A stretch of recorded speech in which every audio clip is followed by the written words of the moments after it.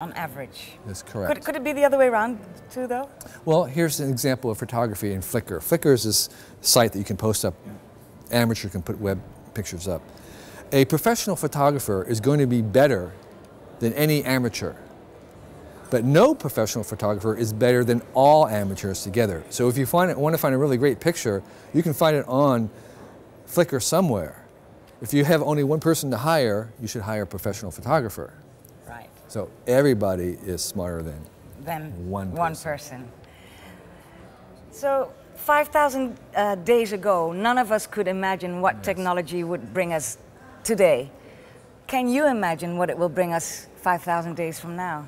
I can't imagine what will happen, but one thing I learned in those 5,000 days is that we have to believe the impossible. Because what happened in the first 5,000 days of the web was basically considered impossible 5,000 days earlier. For instance, Wikipedia, this idea that amateurs for no pay could write an encyclopedia that everybody would go to and depend on. That's an impossible idea. That just can't happen. Yet it's here. Yet it's here. Right.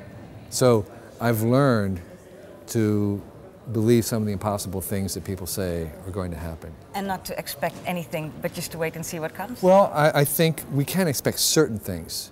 We can't expect the specifics, but there's trajectories that technology has had. And one of the things is that it's going to become more complicated, more complex. We know that. We'll just have to live with it. We have to adapt to it. We know that it's going to always favor things that are open, systems that are open, rather than proprietary.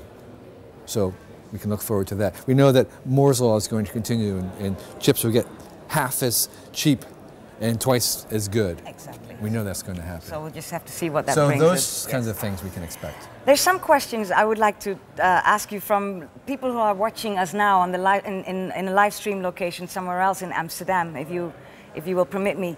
One question is, you say, sir, that the energy has evolved from a human to a city to a microchip. Mm-hmm. What will be the next step, this viewer asks? Will that be a city of microchips? Yes. Yes? How will that look? Well, I think we're doing that right now. We're taking all the computers of the world and linking them up as if they were one chip. So we have one huge global computer. And that computer is going to basically be the platform that everything, commerce and our culture and our entertainment, everything's moving to that one cloud of computers. And so in that sense, it was a city of computers. City of computers. The second question coming from that location is, technology throughout the ages has caused us to use an ever-increasing amount of energy. Right. And how will technology save our planet without diminishing the technological growth? Well, one of the things that the trends that we see is that we can do more and more with less and less material. So there actually is a dematerialization that happens in our economy right now. The amount of economic value per atom has actually been going up. So one of the things that technology can do is enable us to use less resources for whatever it is that we want to accomplish. Or we can accomplish more resources for the same, more action for the same amount of resources.